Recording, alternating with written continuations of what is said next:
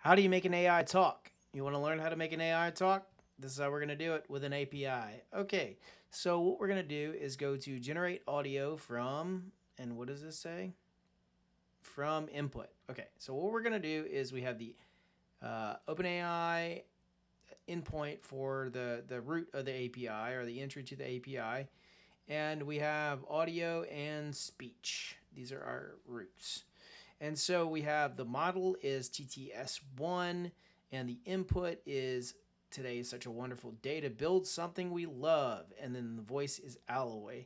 In the documentation, there's several different types of voices, but we're going to give it this. So we'll say, okay, let's make this API call. It'll send it to OpenAI, and then it'll come back Today is a wonderful day to build something people love. amazing. And so we can give it some other voices. So we'll say Onyx.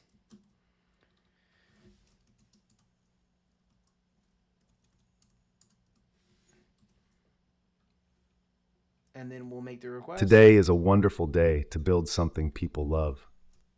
And just like that, we could start feeding in text into OpenAI's model and getting MP3s back, basically.